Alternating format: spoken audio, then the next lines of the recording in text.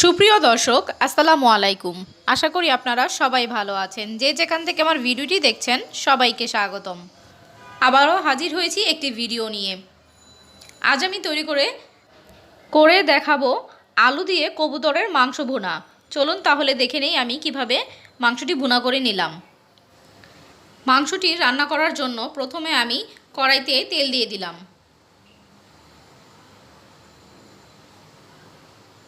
এখন এর মধ্যে আমি পেঁয়াজ কুচি দিয়ে দিব। পেঁয়াজ কুচিটাকে হালকা ভেজে নিব।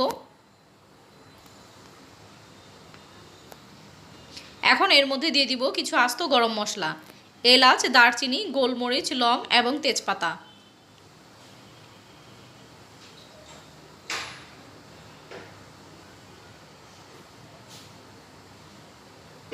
পেঁয়াজটাকে ব্রাউন করে ভেজে নিব। এখন এর মধ্যে কিছু পানি দিয়ে দিচ্ছি। এখন দিয়ে দেব এর মধ্যে হাফ চামচ হলুদ গুঁড়ো,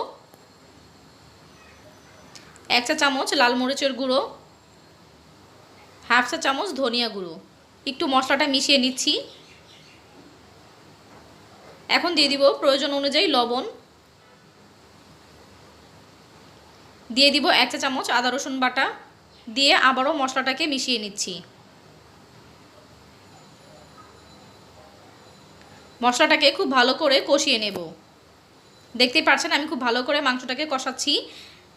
মশলা থেকে কিন্তু তেল ছেড়ে দিয়েছে। এখন আমি কবুতরের মাংসগুলো দিয়ে দিব। আমি এখানে চামড়া সহ নিয়েছি, আপনারা চাইলে কবুতরের যে চামড়াটা থাকে সেটা ফেলেও দিতে পারেন।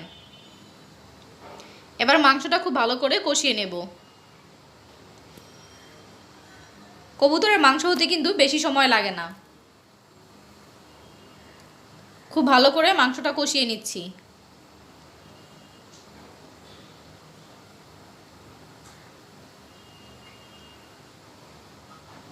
এখন এর মধ্যে দিয়ে দেব টুকরো করে কাটা আলু। আলুগুলো দিয়ে ভালো করে মিশিয়ে আমি আবারও কিছুক্ষণ কষিয়ে নেব।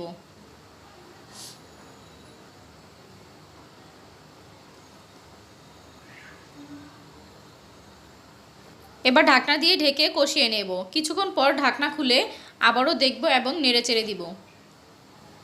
আমি কিন্তু অনেকক্ষণ সময় নিয়ে মাংসটাকে কষিয়ে নিয়েছি। দেখতেই পাচ্ছেন মশলা থেকে কিন্তু তেল ছেড়ে দিয়েছে। খুব ভালো করে কষিয়ে নিয়েছি। এখন এর মধ্যে আমি পরিমাণ মতো পানি দিয়ে দিব।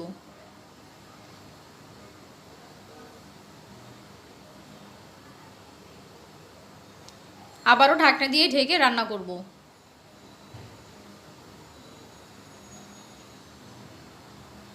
ঢাকনাটা খুলে দেখছি কি অবস্থা। দেখতেই পাচ্ছেন মাংসগুলো কিন্তু হয়ে গেছে এবং ঝোলটাও শুকিয়ে গিয়েছে।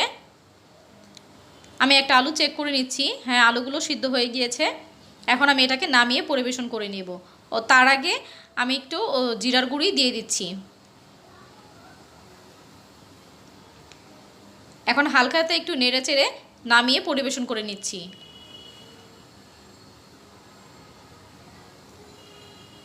এই তো তৈরি হয়ে গেল মজাদার কবুতর ভুনা।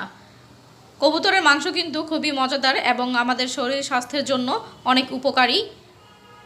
আশা করছি আমার এই ভিডিওটি আপনাদের ভালো লাগবে। আমার এই ভিডিওটি যদি আপনাদের ভালো লেগে থাকে তাহলে অবশ্যই লাইক, কমেন্ট, শেয়ার করে দিবেন এবং আমার চ্যানেলে যারা নতুন আছেন তারা অবশ্যই চ্যানেলটিকে সাবস্ক্রাইব করে রাখবেন পরবর্তীতে নতুন নতুন ভিডিও পাওয়ার জন্য। আর যারা অলরেডি আমার চ্যানেলটিকে সাবস্ক্রাইব করে রেখেছেন তাদেরকে অসংখ্য ধন্যবাদ। আবারও হাজির হব নতুন কোনো ভিডিও নিয়ে। আজ এই পর্যন্তই। আল্লাহ হাফেজ।